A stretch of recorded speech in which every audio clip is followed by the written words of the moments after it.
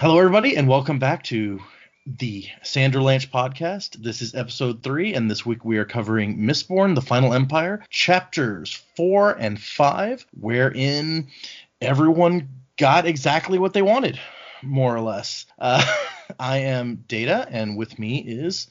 Jamie. Dak. And I'm Pete Jones. No, it's Joe. Strap in, everybody. The Sanderlanche is about to begin. My revolution carries me in a moment lost in time. My revolution sets me free. I will flow across the line. I guess we'll start out with just saying that at the end of the last episode, I asked you guys what you wanted to see, and Jamie said she was hoping to see sort of less subtle powers, and Dak wanted to see like Magneto flying through the air and metal flying around, and Joe just said that he was ready for some action, and I think we got all of that in these 2 chapters. So it's like he predicted what you wanted. What did you guys think of these chapters? I really liked them. I definitely got really what we asked for.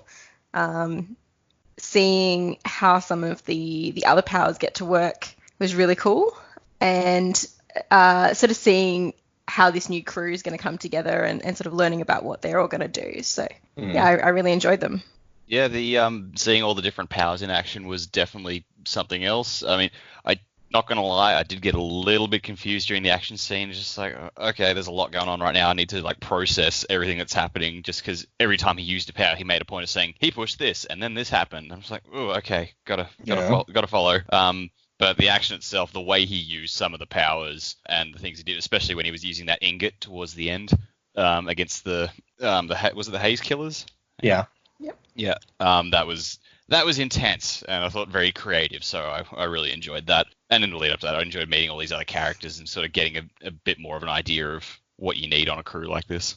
Yeah, going off what Dak said, I had to reread some of the action sequences. Like he pushed this, then he pulled this, then it was this metal to do this. I had to like keep rereading, being like, wait, which one did what? This did that, and this did that. And just when I thought I'd had it down, he used a metal that I thought was used for something else. So which is fine. I just it was a little trouble. I had a little trouble following it for the most part. It was pretty awesome. And both the chapters, there's a lot of meat in both of these chapters, and I appreciated that. It was a fun read. Yeah, he's definitely not slowing down with giving us kind of explanations of stuff at this point. Yeah, it's like the exposition is coming fast and heavy, but again, it is like for the most part, it is coming in a simple enough way, like I was saying last week, that you can still follow it. It doesn't feel like someone is just giving you information. So it's like, all right, the audience needs to know what's going on, so let's just dump information on them. Like it feels pretty natural. Yeah, I was kind of shocked that like the first chapter talks about the actual heist or whatever is actually overthrowing the entire government. That was kind of a shock to me that that's what this job is. So that's a little bit he's got lofty ambitions there. But yeah, it's just like the first book in the series, and that's your starting point. All right, let's take down the emperor. Shit, all right, we're just not stuffing about. Let's go straight into it. Yeah, it'd be like if book 3 of Avatar: The Last Airbender was book 1. It's just like, oh yeah, let's go get him. That would have been interesting, all right. I don't think that it would have worked out well for Aang. But, of course, there wouldn't have been a comet, so, maybe it would have been sort of even. I don't know, especially if Aang had been ruthless enough for, like, what's the guy in Korra who's the airbender who, like, suffocates the queen. Yeah, Zahir. See, if he could do that to the Fire Lord, they could have been over really fast. Okay, I think this is a good point to get into something that we haven't touched on a lot so far, and I'm curious what you guys think of just sort of the writing style as a whole. And I feel like we've been really positive when talking about the writing so far, and I don't want anyone to feel like, we're just saying nice things. If you have some issues, like with, how the writing is going, I want to hear that too, so that we can get both sides. And it's just, I thought this was a good moment to stop and talk about that, because in his annotations for these chapters, and the previous chapters, he talks about how back in the prologue, when he goes in and kills everybody in Tresting's manor house, his editor was like, you should put an action scene in here.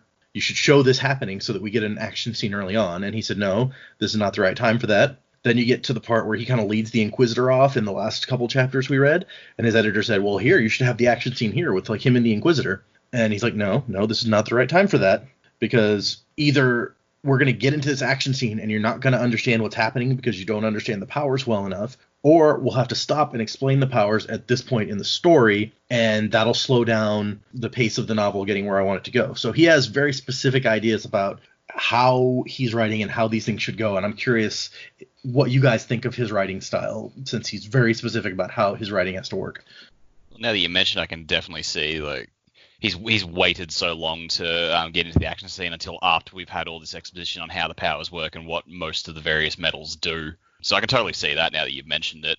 I do think I was a bit uncertain during the fight scene itself. But aside from that, it's fairly, like, the whole thing is fairly easy to read. Like, you know, there's always a sense of, all right, this is where everyone is, this is who everyone is, and this is what's around them. It's never like that chaotic, oh, I didn't realize that was there, or didn't realize this person was in the room, or anything like that. It's always very clear spatially, I guess, just what everyone is capable of. It's just, the fight scene itself was so fast-paced, but there was a lot of extra words to put in there about the powers and whatnot. So even though I presume that fight scene only took like 2 minutes tops in real world time. Yeah, I agree with you a bit there with the fight scene, the constant repetition of which metal was doing what. He was very clear on the steel pushing and the iron pulling in the start of it, and then it kept referencing those metals every time he was pushing. You know, he burned his steel, he burned his pewter, he burned his iron, and I think it sort of got to a point where at first that was really useful, and then it did just slow it down, and you really had to just stop and think, oh, yep, of course he's pushing, or is this unusual, or something along those lines. So I think up until that point, I think everything was really, really smooth, really easy to follow. You were introduced to exactly the right information at the right time that you needed it, but it was a little bit clunky. So I hope when we have future fight scenes and things, we've already got a pretty good understanding of how these are working, and that it's not spelled out for us every time he uses the power. I think that's what I would like to see. Yeah. I don't know. Some people criticize his writing as being kind of simplistic and straightforward, whereas, you know, it's not like Patrick Rothfuss, who, when you're reading Name of the Wind, it's like an artsy prose style where it's very flowery descriptions and all that. His descriptions tend to be really straightforward and stuff. And so I don't know, maybe I just kind of prefer that, but I've always liked that about it. But I know that other people have complaints in that area. Well, I think it's like there's nothing wrong with that particular style of writing, because it means, like, then if you engage people with what's going on in your story, it doesn't matter if you're too flowery or artsy or whatever in the writing style. It's like the important thing is the story you're telling and what's going on in that story. Like, so if the last thing you want is a story that's really, really good, and then your writing style is just really fancy and like over the top, and to the point where like people are just like, I don't understand what's going on because of the language style. And sure. I feel the same way with The Song of Ice and Fire. A lot of people will say the writing style in that is very simplistic, and I'm just like, while that's true, like the characters in the story are so engaging that it doesn't matter if it's basic or not. Like the important thing is the story, and like the story is deeply complex in The Song of Ice and Fire for sure. Yeah, with a million characters that you're keeping track of. I feel like so far he's been really good at engaging the reader to kind of fill in the gaps. Like we're talking about, he's not super descriptive, but that allows me to think, well, what does this object look like? Like, I'm even wondering, like, what do these coins that he's throwing look like? Do they look like regular coins? What are they? And so I'm kind of filling in as the reader and using my own imagination to engage with the work to kind of figure out what I think these things look like. I'd be interested to, like, for us all to draw a picture of what we think Kelsier looks like with the cloak on or something like that. Or just give a description of what we think that looks like, just to see kind of how we all feel when we're reading or thinking when we're reading the book. And I was actually debating in the last chapter when we touched on the Steel Inquisitor, I was like, maybe I should get like some of the fan art that's out there of Steel Inquisitors to give you an idea of what people have this pictured as. But I kind of think that it's almost better to let you do your own picturing there. Although it's funny you mentioned the coins, because they did a Kickstarter a couple of years ago to make Mistborn coins, and I totally have copies of the coins. Oh, nice. Cool.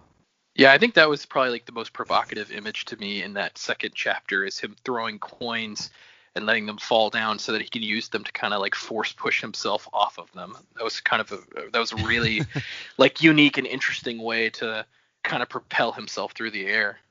And it really is a good representation of the way the physics of the magic works, because he tells you, it's like, you push that down, and then when it hits the ground, the ground's too heavy for you to push, so it pushes you the other way. And it shows you kind of how like really moored in physics the magic Sanderson is trying to build is.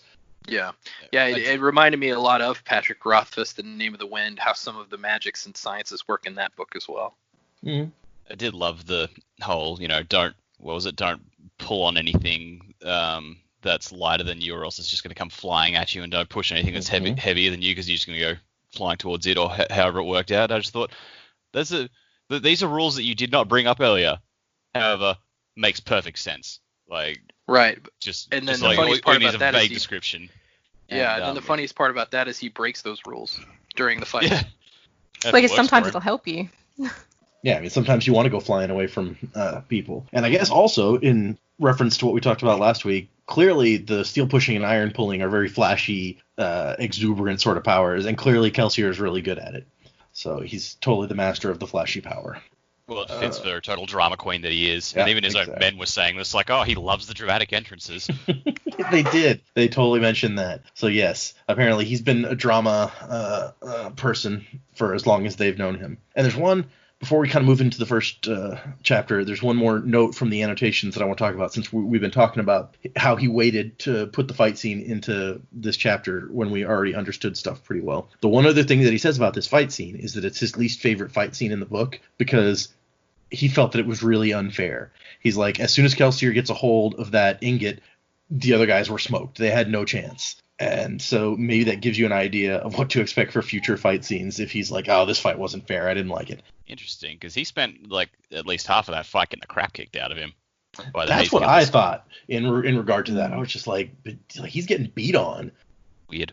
So let's start to get into chapter 4 was our first chapter here. The epigraph here is saying that they're starting up into the Terrace Highlands. It's a cold place, and we're probably going to have to hire some Terrace packmen to carry our gear. So I think that at least I think lends itself to what we were talking about last time, that Jamie's like, it sounds like a journal basically. Yeah, I had the same thought.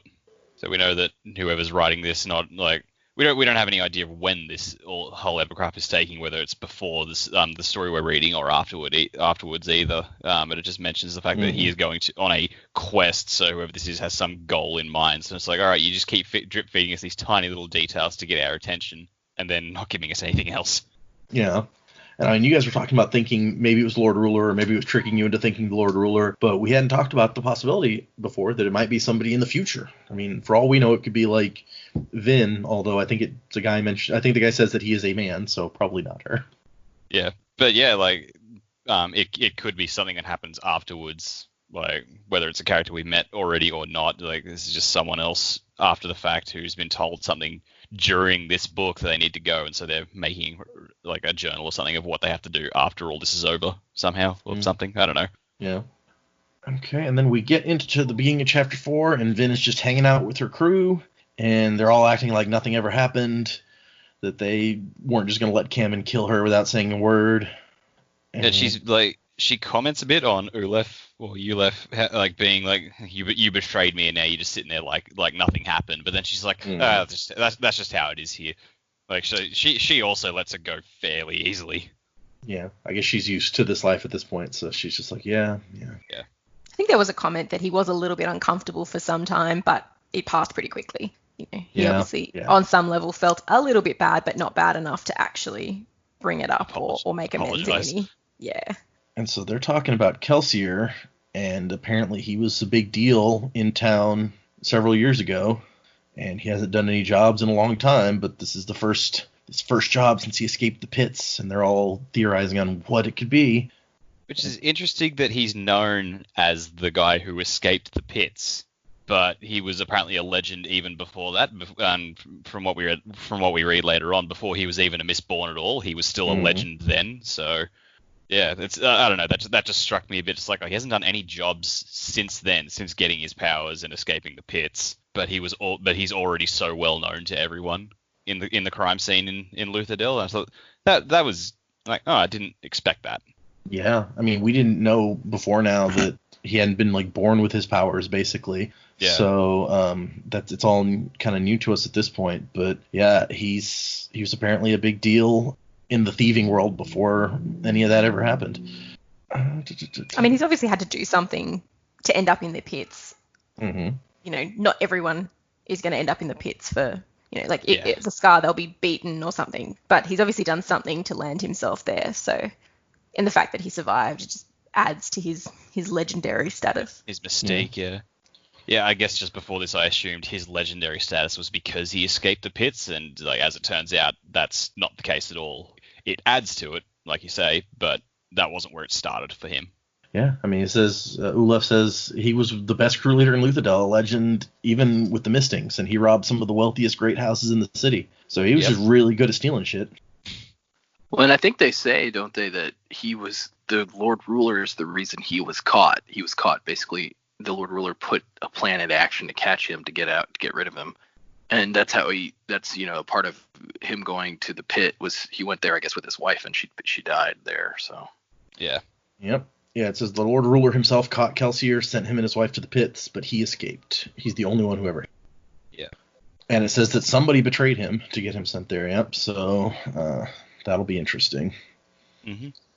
Probably not one of the people he's working on the current job with, one would think. Yeah, that would be super awkward. Yeah.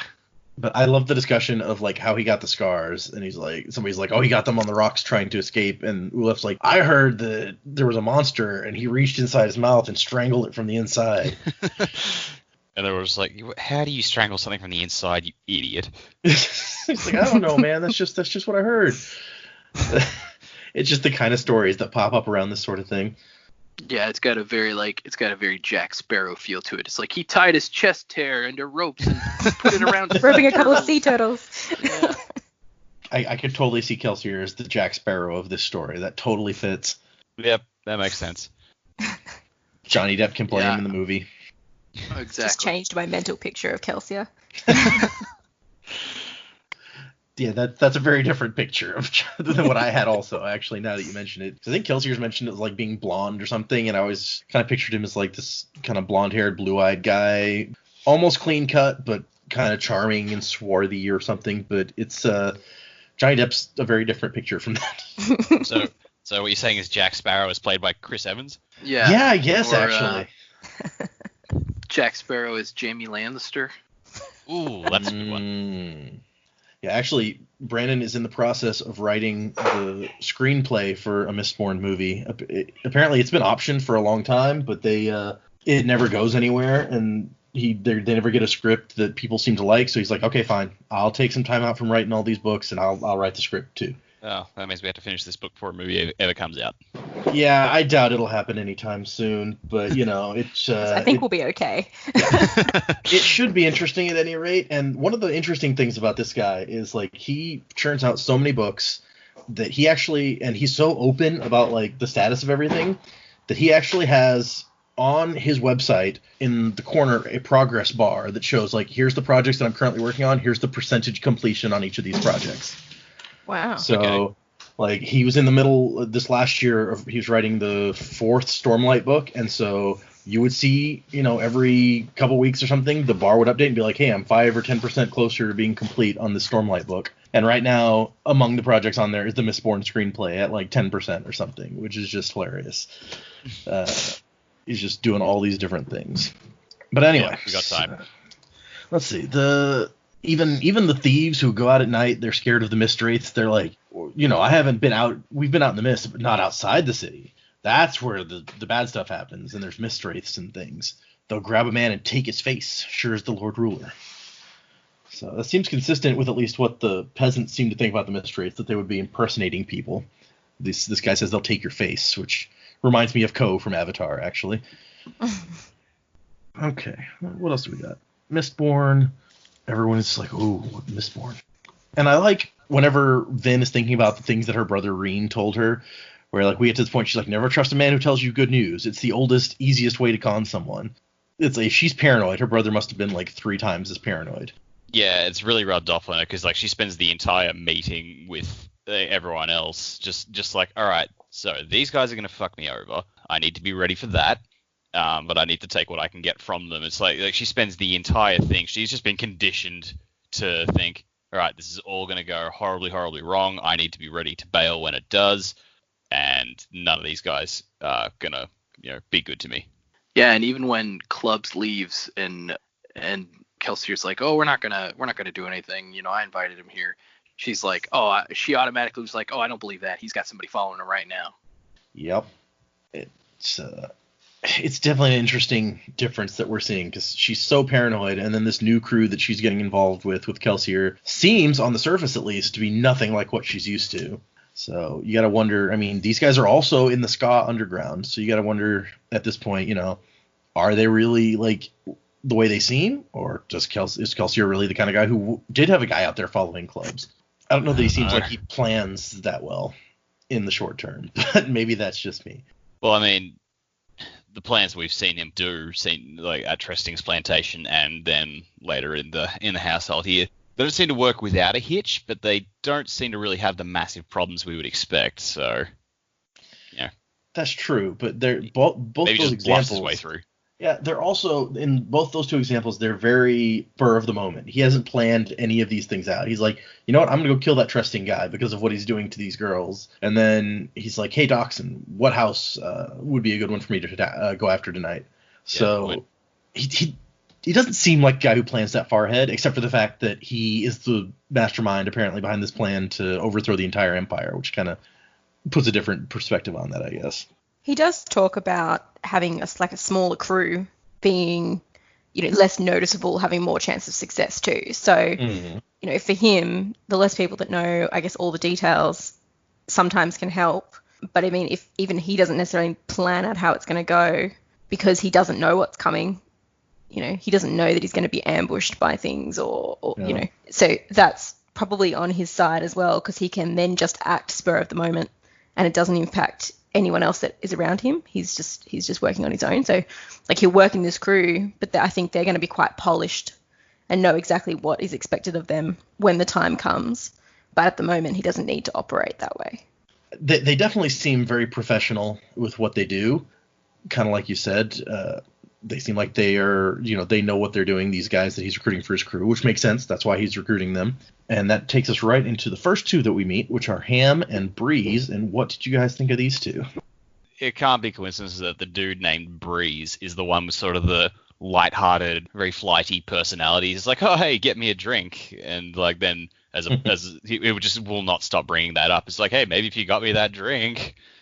I don't know. That name seemed a bit on the nose for me. Yeah, I can see that. He's an interesting guy in that. And I think Cam even calls him out on how he likes to make other people do stuff for him. So you almost get the impression that he's lazy. Even when Vin makes his drink and then decides not to bring it to him, he never gets up to get the drink. Well, that's the final straw on how Kelsier convinces him to join the crew. He's like, hey, I brought you your drink, and he's like, all right, I'm in.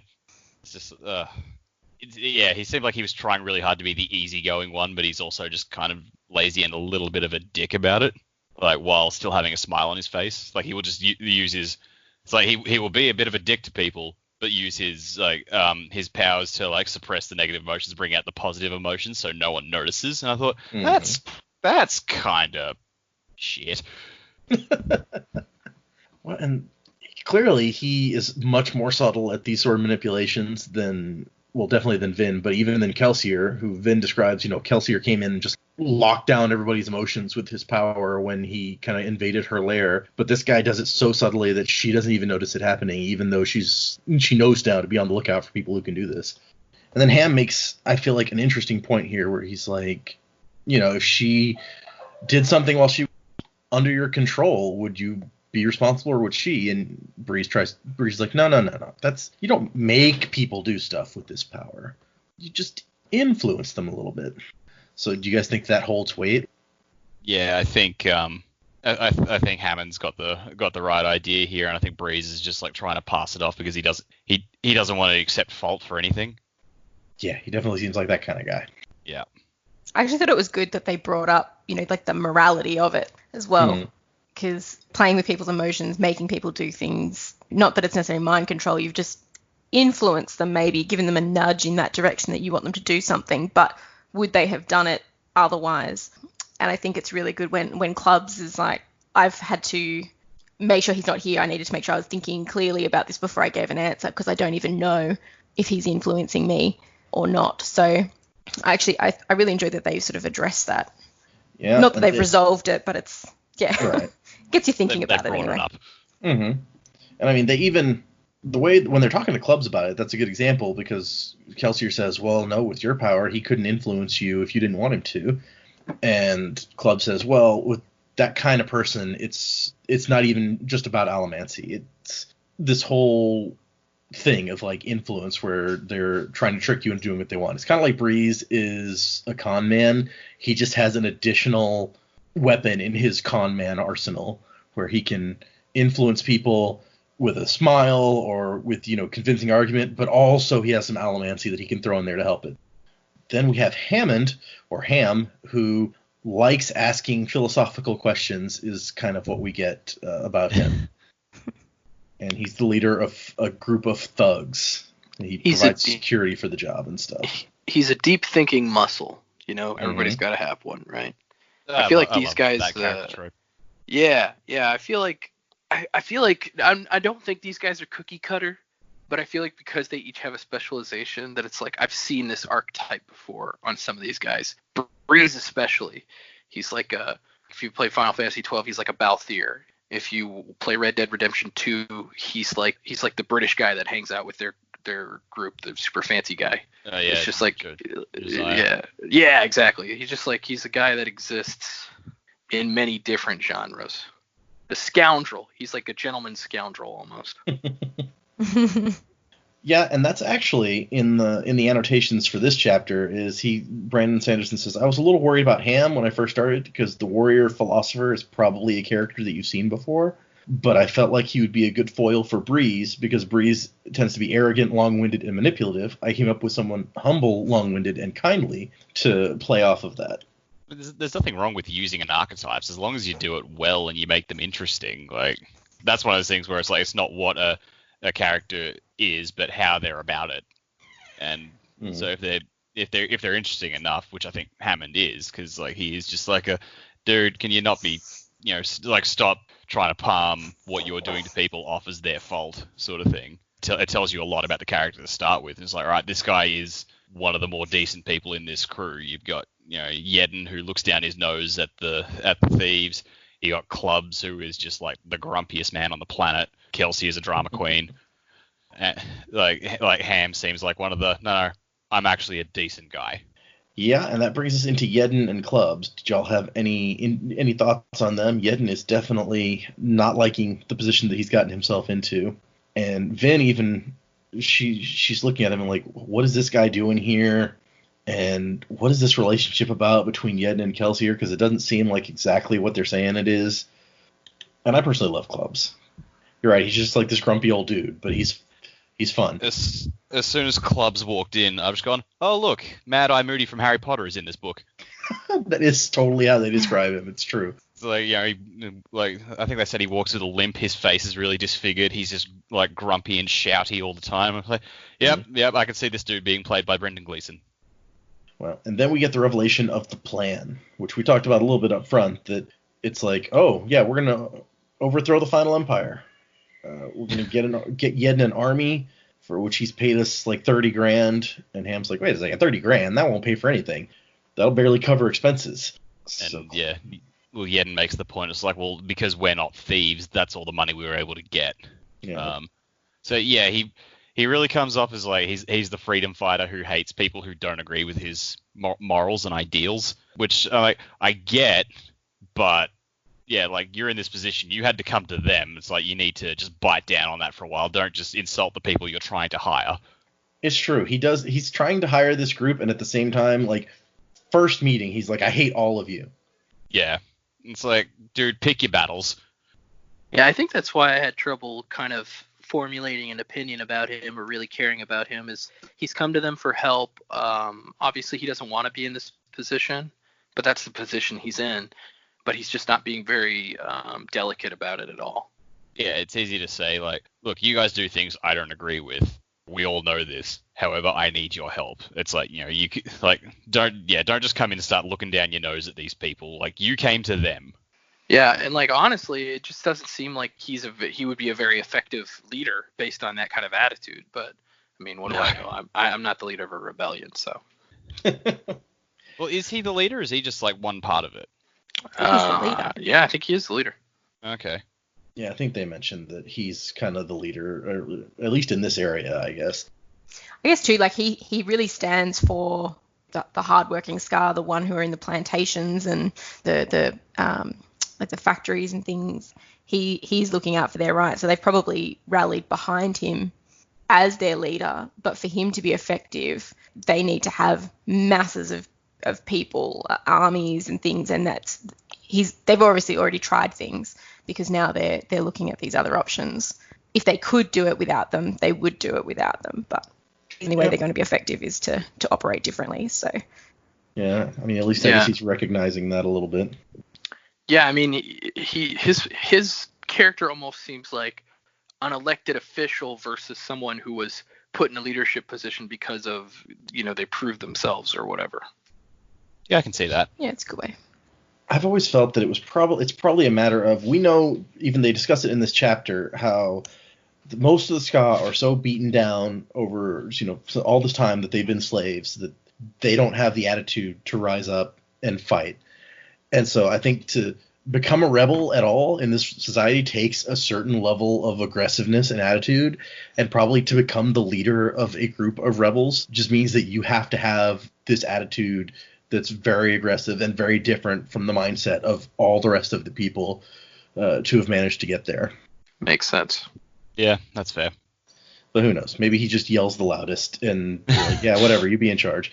And there's an old man who is with him who's like, you gotta pick your battles. Okay, so let's see. We get into this. They're talking about the plan and how actually there's a little more money in it for them than just the 30,000. They're going to go after the Lord Ruler's adium supply, which at this point we have little idea what that is, except that later on Kelsier says that he used up most of the adium that he had on the attack in Trusting's plantation. So whatever it was he did, it was huge, and that's what this special medal is. That's probably why he didn't get his ass kicked when he did that, but he got beat up getting more adium during this second fight. Yeah. Although I feel like you also have to imagine that the people guarding like a High Lord's house who are specifically trained to fight Allomancers are probably going to be better at it than like the guys on some random plantation. True, but I think the sheer number of the guys on the plantation was larger than whatever this guy had at his keep, I'm pretty sure. Probably true. But also, like, we don't know what he did. Like, it mentions that the house got burned to the ground. What if Atium turns you into a human inferno and you just walk around set lighting everything? Like, we don't know. Yeah, like you turn into like an explosion. Yeah. You just go like nuclear, like Godzilla or something. Human Torch. It's got to be good, whatever it is, since apparently the Lord Ruler like portions it out in tiny amounts to the nobility and charges them outrageous amounts of money for it. And that in itself gives you the idea. It's like the Lord Ruler. I think they mentioned like because he gave everyone the powers initially, so he must be a Mistborn himself. And so like Atium, then he must control that really jealously. I assume like it must have something to do with like being the core of his power, not just financially, but also his power is the impression that gives. Like the Atium must be, however he is able to live so long and then do the amazing things that he apparently has done. As soon as they mentioned like how much he safeguards it, I'm like, all right, that's got to have something to do with his longevity. Yeah. Not only that, but Kelsier became a Mistborn at an Atium mine, so there's probably some kind of correlation there, I feel like. Yeah. Interesting thoughts.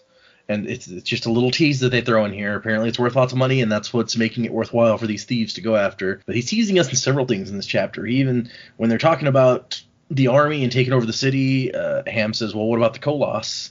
And Kelsier says, if he marches those creatures on his own capital, the destruction it would cause would be even more dangerous than the financial instability. And that's just kind of a little throwaway. So there's... Yeah, that's all we get about whatever those things are. It's kind of like when they first introduced the Inquisitors. It was like these inhuman creatures. And now we know that they're kind of roughly human looking, if you don't count the giant spikes.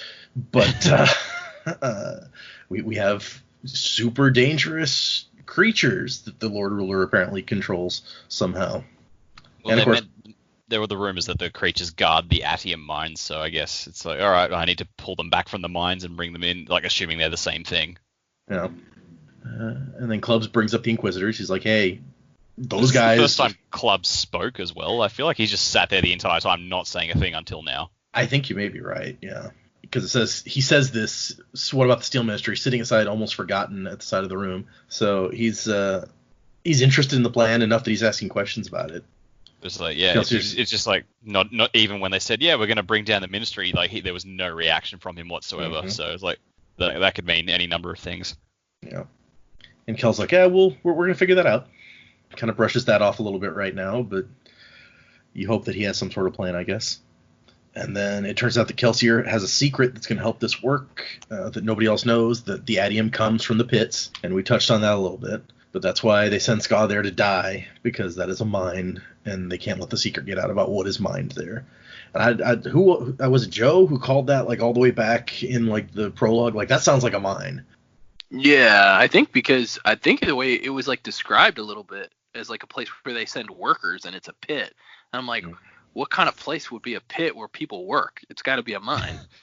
Totally makes sense, and it totally turns out to be right. And then Kelsier talks about how he kind of wants to see the Ska get something better after he's been out of the pits, and he has all these ideas, and he kind of dumps on the rebellion a little bit, saying, they've never been successful because they basically don't know what they're doing. But we can be successful. And once again, Yedden is in the corner kind of like, ugh, you don't understand. He takes it really personally. He does. It's so true. It's like, I hired you, I'm putting my faith in you, but man, I don't trust you at all. But it's just like, man, at the start of the conversation, you were just telling us how crap we were. But the second we turn that around, you're just like, oh, how dare you? Yeah, I mean, I really feel like for Yedden, the only reason he has hitched his star to Kelsier is probably because I think maybe Kelsier shared a little bit more of his personal vendetta against the Lord Ruler with Yedden beforehand. That's the only reason I think Yedden really trusts this group to do something, is because Kelsier is so determined, and he thinks he must have some kind of large respect for Kelsier and his abilities. So yeah. So Ham is in for the job, even though he thinks it sounds crazy. And Kelsier talks Breeze into it by handing over some the wine. He's like, here you go. You want in. It's a challenge. Then we get into this, and Clubs is like, wait, this is impossible. What are you really planning? And he's like, no, I'm serious. We're going to do this thing. And Clubs stomps out. He's like, no, there's no way. We're all going to die if we go through this plan. And that's when we touched on this earlier, too. Everyone's like, oh, okay, well, he's gone. And then Yen's like, what? You're just going to let him go? And I love Breeze laughing at me like, aren't you supposed to be the moral one in this group? You're the one looking down on us, but you're like, we got to kill this guy. He never said kill. He might have just meant capture. And then Vin is like, no, that's not true. When Kelsier says, and I love Kelsier's whole little speech where he's like, look, I was outlining a dangerous plan. I'm not going to have him assassinated because he decided it was too dangerous. If you do things like that, pretty soon nobody comes to listen to your plans anymore. And I'm like, he has a really good point there. Yeah. It's like, oh, you don't want to work for him because if he calls you and then you don't like it, he's going to kill you. You'll run out of team members pretty quickly if you try and pull that. But of course, I guess that's more like Vin's level of thieving crew, like the lives that they lead is where that would happen, because Vin totally is on the other side. Is like, no, he must have assassins following Clubs right now, making sure he doesn't go to the Ministry. Yeah. Right. I mean, look how quickly Kamon's men turned on him in the last chapter. It's just like that's not the world she comes from. And then Kelsier's like, okay, Yedden, they accepted, the plan's on. Are you in? And he says, well, are you going to give the money back if I say no? And everyone just laughs. That was a great line. I love that. He's in it now. And the thing is, like, even he is, like, as Kelsier is presenting plans and stuff, Yedden's like, yeah, okay, this whole thing is crazy. Now that it sounds crazy now that we're talking about it. And Kelsier really seems to be the driving force behind this plan.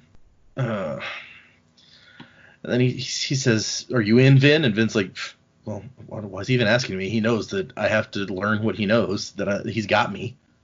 Which leads to another one of the best lines in here, where they reveal that Vin is a Mistborn. Everyone's like, oh man, that's great. Another Mistborn on the team. And Yen's like, what are you talking about? Scott can't be Mistborn. I'm not even sure if they exist. I've certainly never met one.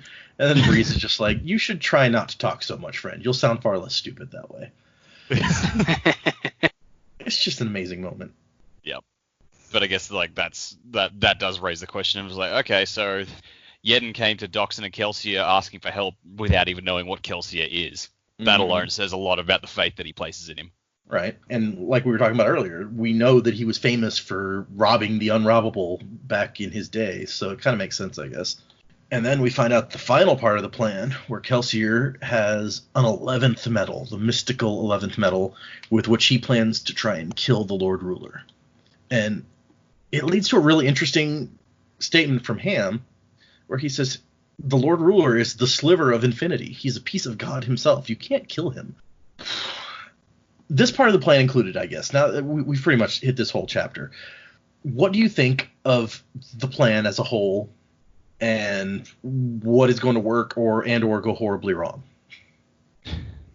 I feel like after all the hype over the Steel Inquisitors, something's going to go wrong involving them, because they're really going to show what those guys can do, and what their powers are and what they can do to a man, and show why they're so feared.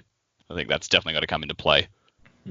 I don't know if they're going to be able to accomplish any of their goals, honestly. I think it seems like a pretty tall order to completely get rid of the guard of the city, and to get around the Steel Inquisitors, and to steal the Adium, and to kill the Lord Ruler. I think, and especially since and this is, I guess, us knowing that there's more books. This is the first book of a trilogy, so it almost makes me think, well, it's just all going to go horribly, horribly wrong, and the whole first book may end with their failure. I don't know.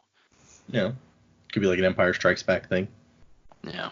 Well, certainly it could end with greater success, but then everything goes to hell. It's like, yay, we overthrew the Lord Ruler. Now the entire country is rioting. Shit. Yeah, haven't.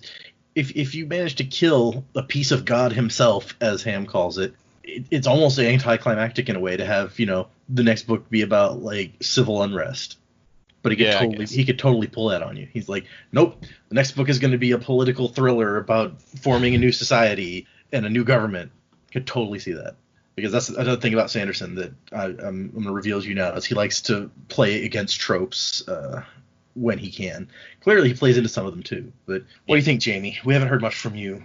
No, that's okay. There's a lot that has to go to plan that they haven't really planned out yet. They've kind of just floated the idea. I think in previous chapters when we've sort of thought about how things are going to pan out, they happen to happen quite quickly. So I think they're going to make their first move pretty soon. But there's a lot that has to go exactly to plan for this to work. And there's a lot of huge tasks to accomplish in here. So, yeah, I don't think, Vin doesn't know enough yet. Even Kelsier admits that he's still learning his craft. He's got a lot of experienced people with him. But, yeah, I'm not quite sure how they're going to pull this off. Okay.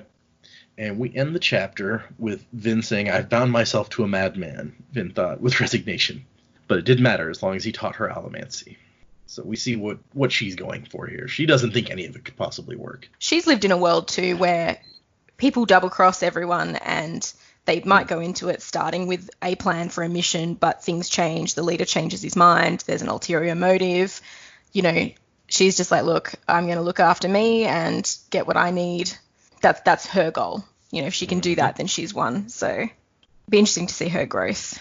Or not. Maybe she's right. Maybe everything will come crumbling down. She's definitely still looking out for number one at this point. Let's see. We get the next epigraph has another juicy little tidbit that it drops where he's talking about, I don't know what I'm supposed to do. The terrorist philosophers say this. The deepness, all capitalized, must be destroyed. And apparently I'm the only one who can do it. It ravages the world even now. If I don't stop it soon, nothing will be left of this land but bones and dust. So whoever this person is, we know kind of what they're trying to accomplish a little bit, I guess. Any theories We really have almost no information on this, so that's the best time for theories, right? I don't know. Nothing left of the land but bones and dust. Does the deepness have anything to do with the volcanoes, the ash mounts, and them just like going off all at once and just covering the land? Maybe. I don't know. I got nothing here. Okay. We spent a lot of time on the first chapter, and that was intentional on my part because there's no point in delving too deeply into like half the second chapter is spent on the actual fight, and we don't need to detail by detail, blow by blow the fight or anything.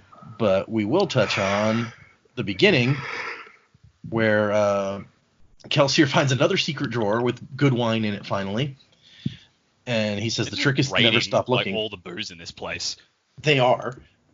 Apparently they don't care, but they paid the guy like 100 boxings or something to use their place. So maybe that includes the booze. It's an open bar. Okay.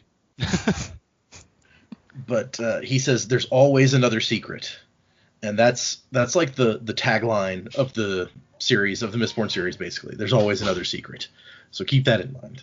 Okay. And then Club shows back up, and we talked about how he felt like he was being influenced even if power couldn't be used on him.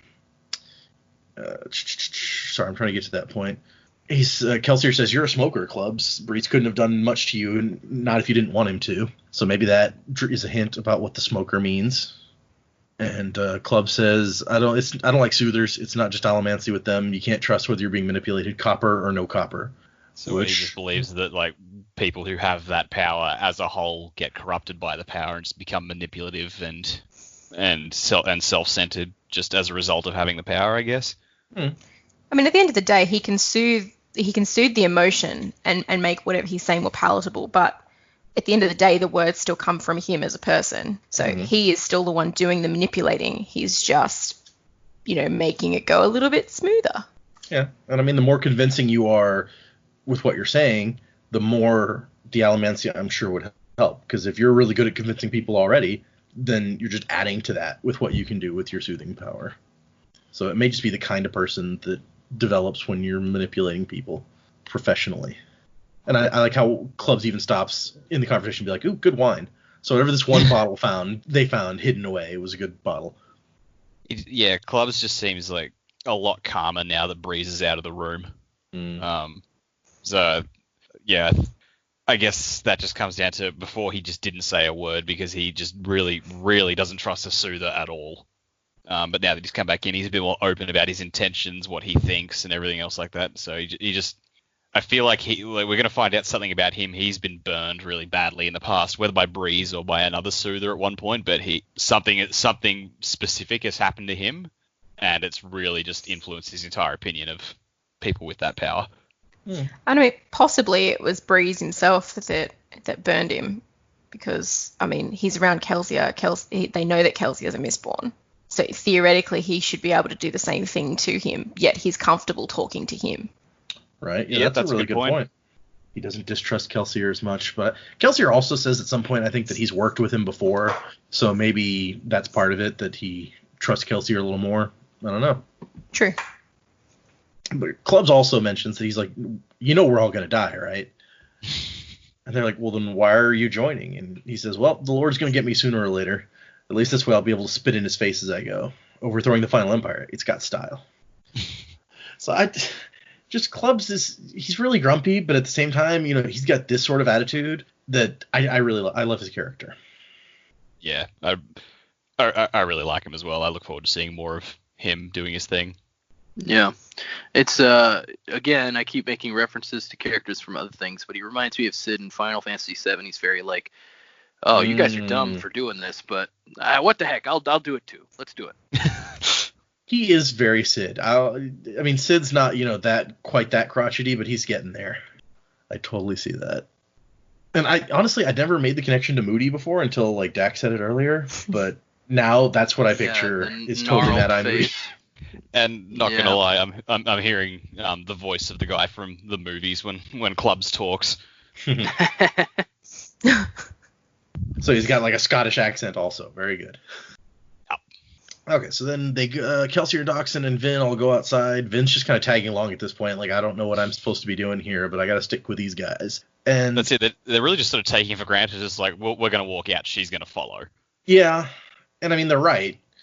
But she kind of doesn't know what else to do. Yeah. And Dockson's nervous about Kelsier standing on the ledge. He's still not used to his buddy being a Mistborn, apparently. I don't know, did Dockson say anything during the meeting, or was it all Kelsier? Dockson pops in a couple times with like some comments here and there. Kind of, he's just kind of backing up Kelsier. He's like the hype man. Kelsier says something, and some people are doubtful. He's like, no, it's good. Yeah, he's got like the stats. He's like the intel person. Like, no, we can do this because of this. It's fine. Yep. He's the calm person who hangs out with the drama king. Yeah. And we find out about the Mistborn cloak. That's just a bunch of strips sewn together up around the shoulders, so that it's kind of like you go out into the mists and it flaps or whatever, and kind of camouflages you a little bit. So yeah. I gotta say, Joe mentioned earlier, is like, what do you picture when you see this? And yeah, what popped into my head was Mr. Sinister's cloak from the X-Men comics. I don't know if you've seen a picture of that. Yeah. That's a now good. I'm having to pull that up. That's a good thought. I agree with that. That sounds a lot cooler than how I pictured it, especially when they compared it to streamers. I just pictured it as like a really weird glittering cloak that looked like he was wearing paper. Just a bad school project. I made it myself. I don't know, I'd sort of kind of pictured like that flowing, like if you're watching Harry Potter with the Dementors, but like kind of more, I guess, less solid. Like that kind of thing, quite raggedy and not the Dementors themselves, but the cloak, something like that kind of image. I can see that. Yeah, I like Dak's idea too of Mr. Sinister. Now that I'm looking at it, I'm like, oh, that totally works. Yeah, it is. Yeah, it's pretty cool. For some reason, when I read it, and most of the times when I've read it, actually, even though it's not supported by the actual text at all, I've always pictured it as like these long strips, but like tied in. Like with knots tied in each strip at various spots, so that it's like thin with like little balls where the knots are the whole way up for some reason. And there's no reason, there's nothing in the text that indicates that, but that's just the way I pictured it. Does it say in the text that it's made of like a cloth material or anything? Does it describe the material at all? What it says is it was made from a single piece of cloth. Rather, it was made up of hundreds of long ribbon-like strips that were sewn together at the shoulders and across the chest, but mostly they hung separate from one another. So there's hundreds of strips that mostly hang separate, but also sometimes overlap like streamers. Yeah, exactly. And so when he uses the word ribbon and streamers, I'm just like, yeah, this does not sound cool at all. It's colored and constructed to hide you in the mists, but also lets everybody around know that, hey, this is a Mistborn, leave them the fuck alone, or they will mess you up. Yeah. Because most Mistborn are high nobility. They're very important people. So you don't want to mess with them. Also, they're super powerful. Kelsier asks, like, where should I get some adium? And Doc starts talking about, well, this house or this house got hit recently. He's like, no. Who is the toughest? Who is the biggest, baddest people on the block right now? That's where I'm going. And so he finds out that is House Venture. And he goes to House Venture and starts just killing people, even the people outside, like with the metal chest plates and stuff. And he talks about how like allomancers are rare enough that most of these house guards are going to still be wearing metal because it's worth the protection against other people and swords and stuff, even though it's not going to work well against somebody who can manipulate metal. Well, they also make a point, like, because most people only have one allomantic ability, and Mistborn themselves are incredibly rare, it's like 9 times out of 10, someone you encounter is not going to be able to use your metal against you, so it's still worth having it. You're just very unlucky if you get the 1 time in 10 that someone comes along, whether they're misting or Mistborn, who can use it against you. So, yeah. We also get a brief quote from Gemmel, the person who taught him how to iron pull and steel push, who sounds just as grumpy as Clubs, except Kelsier also calls him the old lunatic. So that sounds like a fun guy. Just imagine Yoda if he was a crack addict. Yeah. Or who's the crazy wind mentor in Name of the Wind? What's his name? Oh, Eladin. Eladin, yeah. Eladin, yeah. Eladin's kind of like a friendly, easygoing, crazy person, though. He's also quite young. He pushes Kavoth off that building. I don't think he doesn't push him off. He didn't push him. Kavoth he jumped. Does not. Yes, he says that if Kavoth wants to learn from him, he can prove himself by jumping off the building. And Kvothe does that because he's an idiot. Yeah. It's not Elodin's fault. They make a point that Elodin is quite young, whereas Gemmel here is described as being an old lunatic. So you picture like the crazy old hermits that live out by themselves. Yeah, my mind immediately goes to like Obi-Wan or Yoda, but except obviously they're a bit more lucid than whatever this guy is just from this one description. Yeah, Obi-Wan on crack. That would be interesting. Okay, and then we get the first picture of how iron and steel kind of work, in that when he turns it on, when he starts burning it, blue lines come out from like his chest to attach to all the pieces of metal that are out in the night, which sounds to me like psychedelic. He's seeing a bunch of lines leading to all bits of metal all around him. I don't know how you would keep track of that. That just seems like it'd be overwhelming. It really does. It's like all of a sudden I'm just in Tron. And we already knew that pewter, based on what Ham was saying, kind of enhances your strength, but we also find out here it kind of enhances your durability when he starts just hitting the ground really hard, but he turns on his pewter to not break bones and stuff. Yeah, so he makes a point. It's like when they hit him with the sticks and he's burning pewter, and it's like, oh, I'm gonna feel that one tomorrow. But yeah, keeps his bones intact. So yeah, he goes in, just starts killing people with the glass daggers that he uses, which kind of make total sense. If you are going to be fighting people who can manipulate metal, you have daggers that are not made of metal. Yep. Yeah, you'd imagine that there must be sort of a common trade for things like that. Like anything that doesn't include metal, just to be on the safe side. Probably hard to manufacture, but it's like, what's the plastic industry like in here? They don't seem quite advanced enough for plastics, but who knows? Maybe you advance in that area more quickly when this kind of is your... Yeah.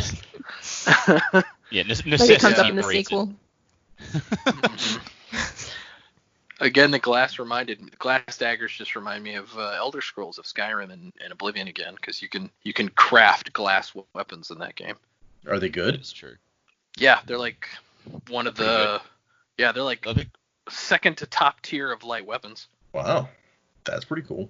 I think I've always thought of glass daggers more as like a natural glass, like an obsidian sort of thing, but that's just in my brain. That's sort of how I pictured them as well. Yeah, I think that is how like a lava rock glass. So Kelsier kills the normal guards. I like the note that like normal guards wearing metal show up, and then they realize he's like an allomancer, so they like quickly cut off their metal armor, and he uses that opportunity to go ahead and like send a sword to kill them. Now that they have no armor to protect them. He's just really hardcore and not hesitating in any way about killing all of these guys.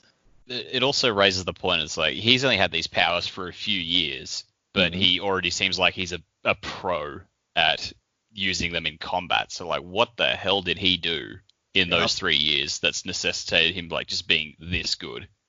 It's true. He's really good. I don't know, and Jamie's pointed out a couple times that he's mentioned that he's still learning stuff, and it seems to me, at least at this point, that he's maybe not as practiced or subtle with some of the other powers. Like when he comes in to Vin's crew building and he just like uses his soothing power, not subtly at all, and just squishes down everyone's emotions. And maybe that was intentional, and we'll find out that he really is subtle at that, but it doesn't give the impression of subtlety there. Whereas with these powers, he seems really able, really good at what he's doing. So maybe it is just that he's been focused on combat for 3 years or however long. Possible. Yeah, and I almost wonder if that's going to be his trait. It's like he is the combat planning, strategizing specialist, and then maybe Vin, as she grows in her powers, will be kind of a practicer of the more subtle stuff. Let's see. And then we experience the Haze Killers. I'd have to point out, I really liked their name, because everything else relates to mist, and then these guys come out with haze.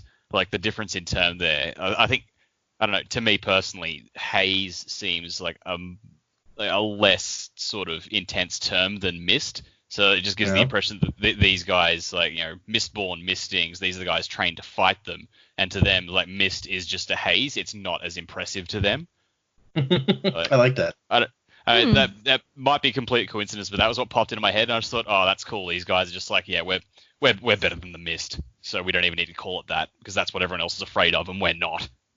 That's a pretty cool way to look at it. I like that. I think Haze Killers, I agree, it's a cool name, and I think Mist Killer would have just seemed like going into mist too much. I feel like he had to pull out a thesaurus at some point and be like, I've used mist way too much in this book. What other words can I use? He's typing in Microsoft Word and he's like, all right, right click synonyms. What do we got?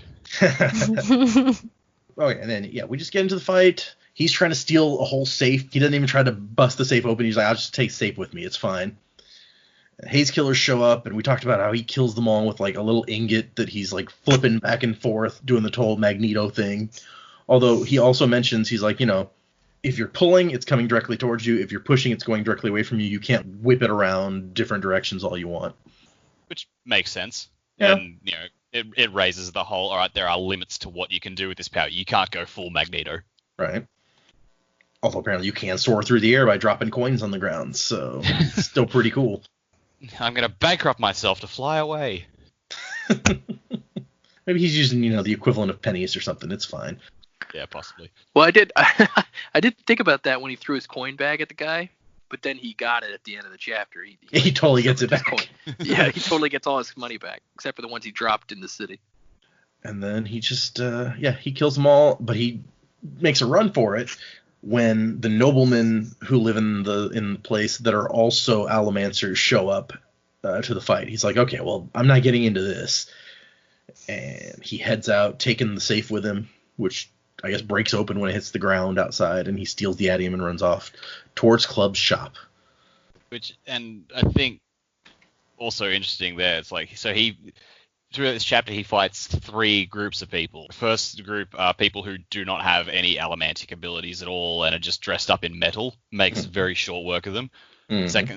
Then the second fight is with the Haze Killers, who are people trained to fight, like allomancers, and a lot more trouble, but he does get through them. And then the third group is other people who have the same abilities as him, and he's just like, all right, fuck it, I'm out.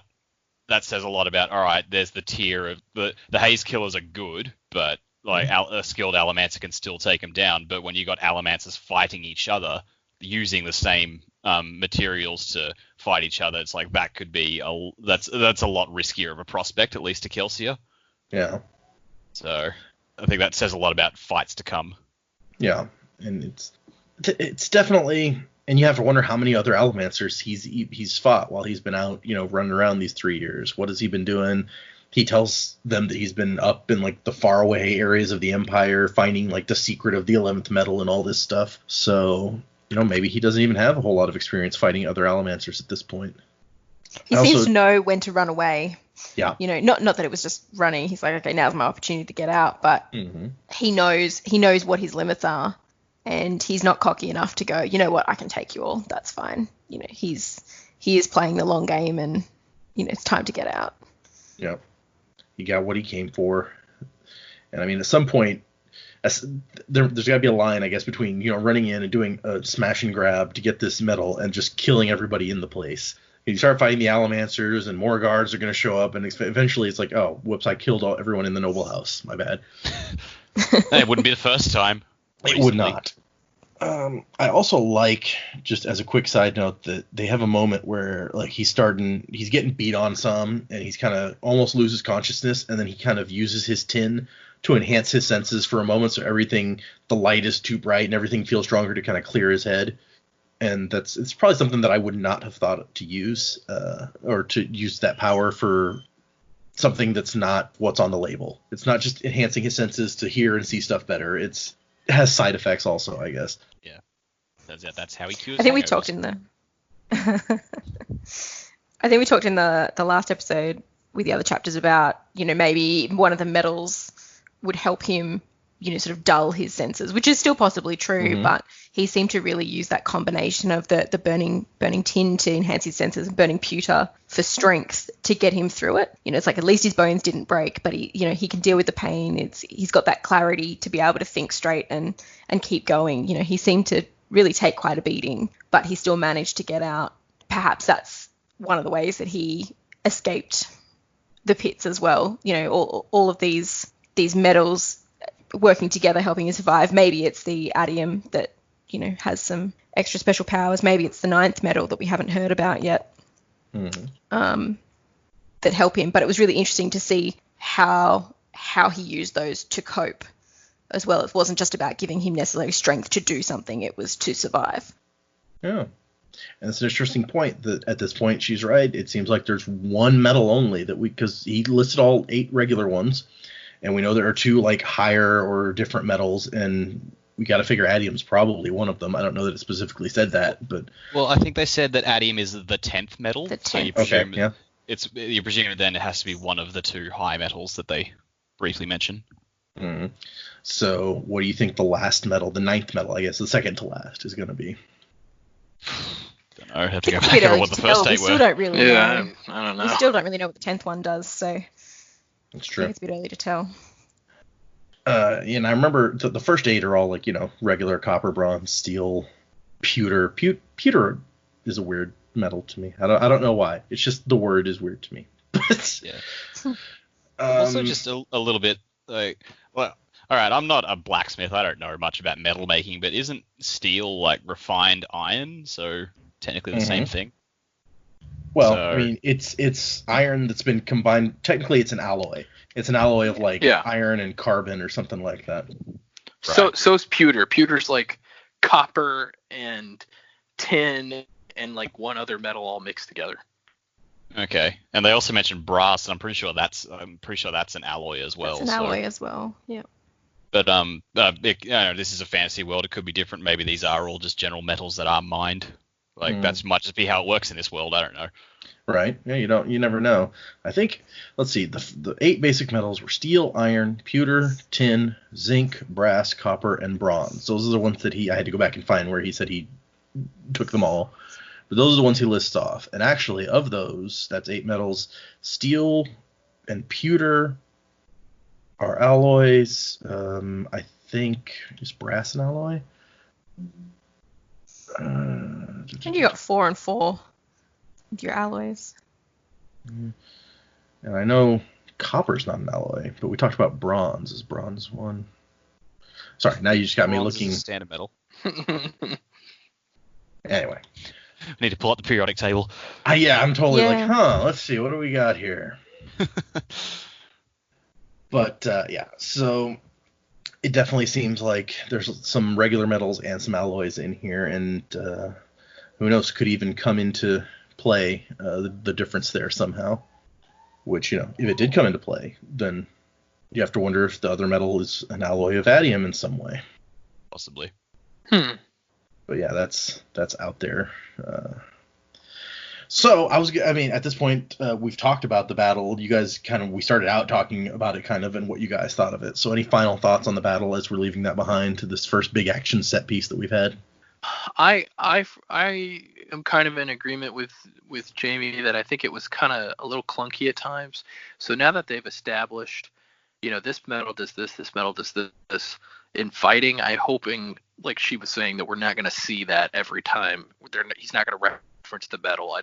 I'd really just like more of a description of the action, unless it's something weird or different or outside of the norm for what the metal does. I hope it's not just like a continuous reference to metal. Yeah. I did, while it was a bit clunky to read, you sort of had to stop how much actually went into making these moves. Like, it's not as simple as putting your arm out and pushing against something. You've got to be looking at what metals are available, taking into account, is it going to work? Isn't it going to work? Is it too light? Is it too heavy? There's actually a lot of thought that he would have had to go through to make that battle work as well as it did. Do you have a metal source available? We're talking about like those blue lines, that some of them, you could see it was quite weak. Maybe it's just a hinge or something, and then you can see something that's obviously a lot more sturdy. So I think it was sort of hard to read, and I guess because we're dissecting this book really as we're reading through it, so it's sort of hard to, you got to read it and sort of appreciate it for what it is, and then go back and dissect it. So I think it was really interesting to see how much thought is going to have to go into a battle, how skilled you have to be. Like, you can't just simply be an allomancer. Like, you've really got to put some time and effort into this craft to make it all work. And you have to be in the right situation. Just because you're incredibly skilled doesn't mean you'll necessarily have the right tools and things available to be successful. Right. I mean, you have to have the metals to, I guess, like eat or whatever in the first place. And then if you're not in the right environment where you have the stuff you need to use, then Yeah. Well, they make a point of that, like because halfway through the battle, doesn't he run out of pewter and he has to down some more? Yep. And then then I think his third vial even got taken off him. He felt it leave his belt or something. So that's it. He can't ingest anything else. Yeah. Yeah. When the other Allomancers show up, that in fact it seems like that's one of the things that contributes to him running away. Is because when they show up, he feels one of them like push the metal in the vial off of him basically, and throw it away so that he can't recharge again basically. Yeah. So you got to figure that's a tactic among people who can push and pull metal. Is they're going to try to get rid of the other person's metal if at all possible. Okay, well, this one's been a little longer than normal, but there was a lot of new stuff again. So let's move into predictions. What do people think? What can we expect coming up? I think there's going to be, like, they've got this grand plan. They haven't really outlined how it's going to work. So I feel like there's going to be several steps to this plan. Like, I don't know. I feel like while we expect a lot of things are probably going to go wrong at some point, I feel like now we're going to really get into the meat of it, like them laying out their plan. They've had their Ocean's 11 style meeting where they say, all right, this is what we're going to do, and now we're going to see them start to enact it. And I feel like to really show off what some of these guys can do, there's going to be a few set pieces where these guys can really just show off, I guess, and then we as the reader can see what they can do and appreciate it. So you think everybody's going to, all of our crew is going to get kind of their moment to show off? I feel like they probably will, because we've met these characters. And aside from Breeze, we haven't really seen much of what they can do in action. So I feel like, let's see what they can do. Let's have some fun. It sounds like we're waiting on a few more people as well. I think it was the end of the first chapter we read that Kelsier was expecting more people in the next day or two or something. So there's probably another step of it. I mean, like you said, there's always a secret, Yeah. Maybe this part of the team don't know about the other part of the team, or I think we've still got a bit to learn about how this is all going to fall together, but I do think that we won't be waiting very long to find out what's going to happen first. Well, we still haven't met his brother yet. And we have not met his brother. And when Ham and Breeze asked if Marsh was coming, like Kelsier and Doxson kind of just looked at each other and it's like, no, he's not coming. Like, so something's clearly up there. Okay, Joe, what do you think? What are we going to see? Yeah.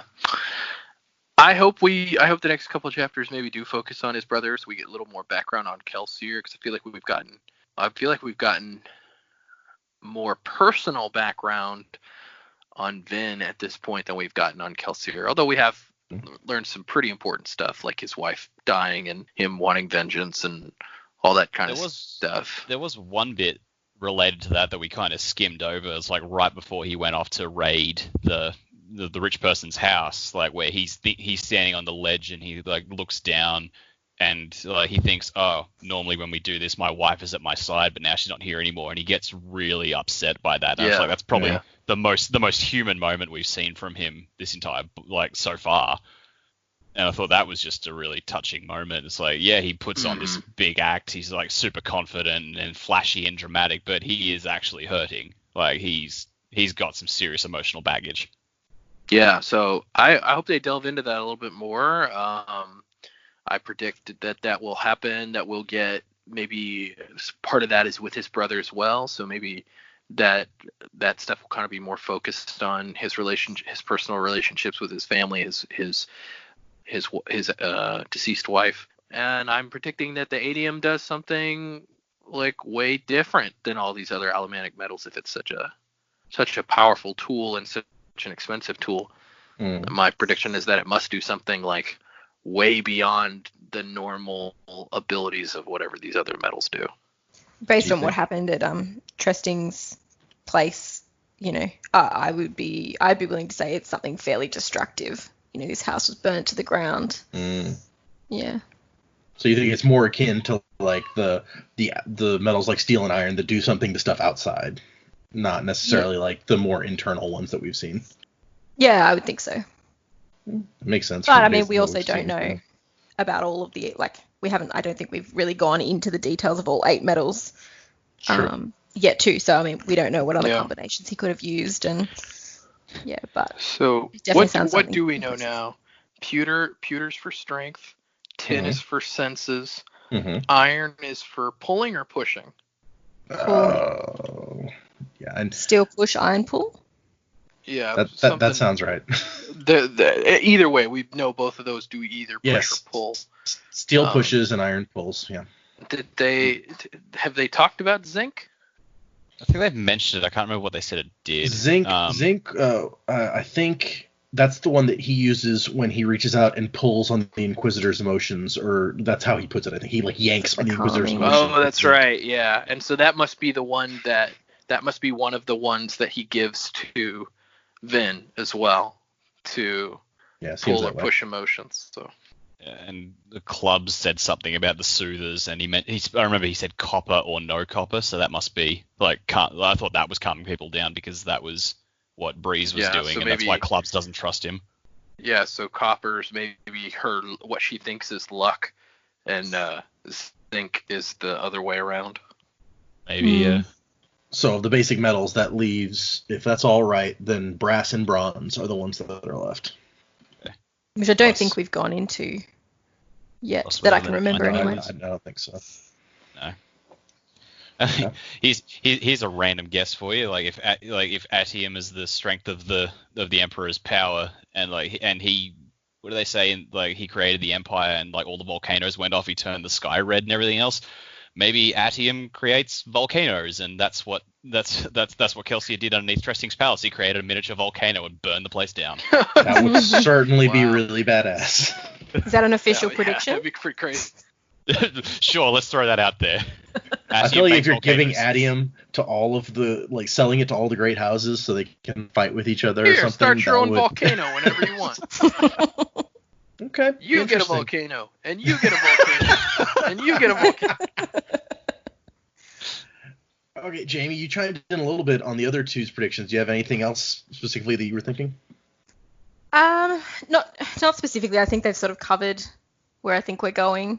With the epigraphs, we were talking about whether this is something in the past or in the future. I think we're looking at the past, and I think it's probably going to have something to do with how the Lord Ruler's reign came to be. I think it's going to give us some important information about how we even got into this situation, rather than it being something to resolve the future. Okay. So I think that's interesting.